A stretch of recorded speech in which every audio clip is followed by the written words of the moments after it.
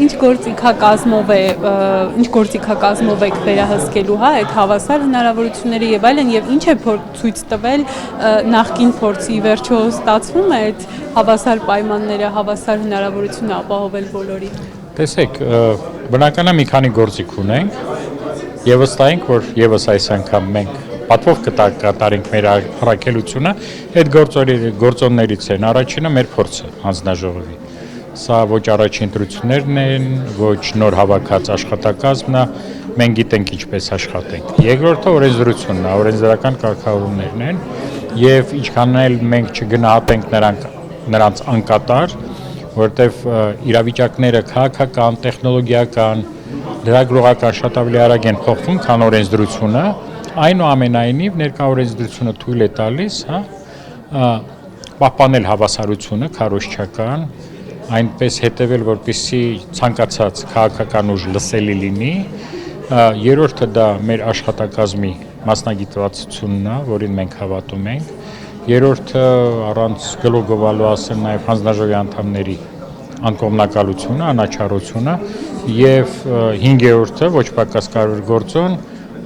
կառավարության չեզակությունը մեր գործերի մեջ չեն խառնում եւ թույլ են տալիս մեզ նորմալ ինքնուրույն աշխատել, ինչը եւս կարեւոր է եւ այս 5 գործոնները թույլ են տալիս մեզ հավաստիացնել, որ մենք նորմալ կկատարենք մեր գործոնը եւ չգիտեմ, դուք երևի նոր լրատվամիջոց եք, բոլոր լրատվամիջոցները, ովքեր ունեն վերջի տարիների ընտրությունների քարոզչական ուղեկցությունը անել, այսինքն մասնակցել նախընտրական քարոզչությունը, կփաստեն ձեզ, որ որևէ մեկը որևէ խնդիր չունեցել, եթե չխախտել օրենսդրությունը։ Կոպիտ, եթե խախտում չունեցել, որտեղ շատ բաներ մենք փոխմբռնման մթնոլորտում կարողանում ենք լուծել։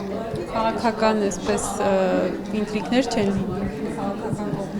Եթե լինի կտեսնեք, ինքը թաքցնելու բան չի, ինքը հետևելի է, բայց էլ եմ ասում, միշտ ամենաճիշտը նախադեպերով քննարկելն է, ոչ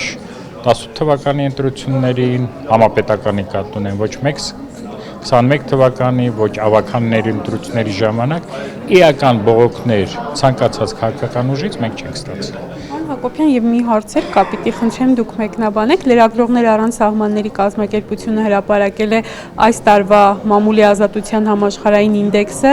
գրել են, որ Հայաստանը նահանջել է նախորդ տարվա ցուցանիշից, 180 երկրների շարքում Հայաստանը զբաղեցրել է 50-րդ հորիզոնականը, 25 թվականին